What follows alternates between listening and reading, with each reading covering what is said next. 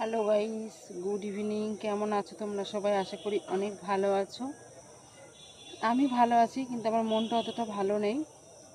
তো আমার ব্লগে তোমাদের অনেক অনেক স্বাগত, অনেক অনেক ভালোবাসা।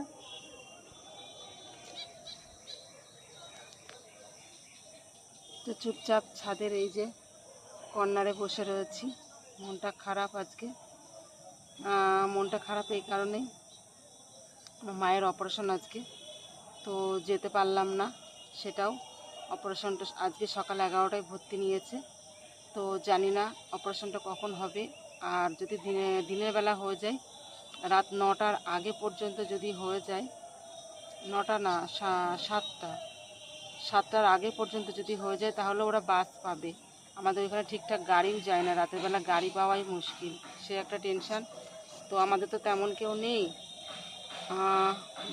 ভাইয়ের কাজে থাকে, বাবা আর আমার ভাইয়ের বউ, তো ওরা দুজনই আছে হসপিটালে। তো আমি ফোন করেছিলাম, তো ফোন করে শুনলাম যে পরশুদিন যখন আসলাম সেই দিনই বললো যে কালকে হচ্ছে করতে যাবে, রিপোর্ট করতে যাবে, দিয়ে ভর্তি নিয়ে নেবে।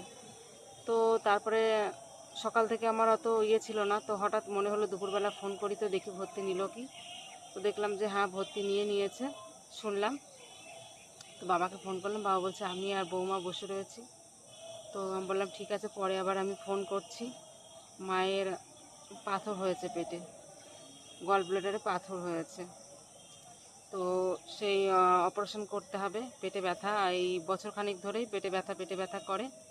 তো বছরখানিক না, প্রায় 8-10 মাস, 8-10 মাস হবে, এখনও 1 বছর হয়নি। 8-10 মাস হবে এরা পেটে ব্যথা করে।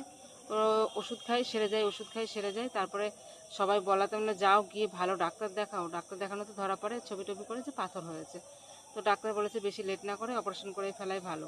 তো প্রায় দিন 15 ধরে শুধু রিপোর্টই করছে, এই রিপোর্ট সেই রিপোর্ট করছে। তো আজকে ভর্তি নিয়ে নিয়েছে, জানি না কখন অপারেশন হবে, সে একটা টেনশানে আছি। মাইক্রো সার্জারি হবে বলেছে। তো নিজের তো হয়েছে, জানি কতটা ব্যথা যন্ত্রণা, কতটা কি হয়।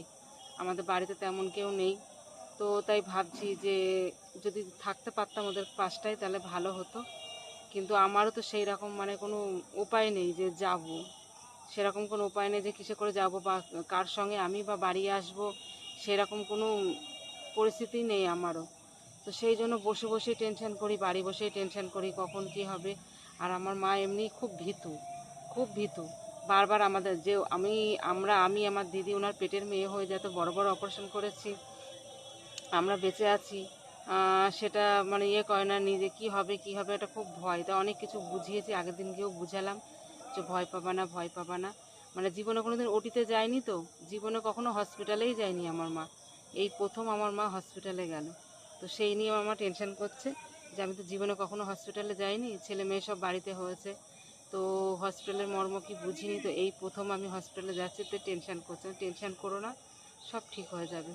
তো এই বাড়ি এই যে সন্ধ্যেবেলা বসে বসে মেয়েটাও পড়তে চলে গিয়েছে, আর আমি এই ছাদের উপরে এই কর্নারে বসে বসে ভাবছি যে ঠাকুর করে যেন অপারেশনটা ভালোই হয়ে যায়, আর সব কিছু যেন ভালোই হয়।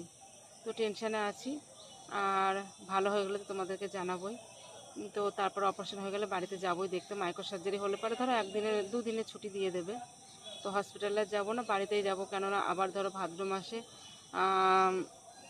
পুজো আছে। তো সেই জন্য যেহেতু মাইক্রো সার্জারি হবে, তাই ভাবলাম হসপিটালে যাব না, যদি মাইক্রো সার্জারি হয়, ওপেন সার্জারি হলে তো যেতেই হবে একদিন নার্সিংহোমে দিয়েছে। তো কোন নার্সিংহোমে সেটাও আমি এখন সঠিক জানি না, কোন নার্সিংহোমে দিয়েছে, কৃষ্ণনগরে।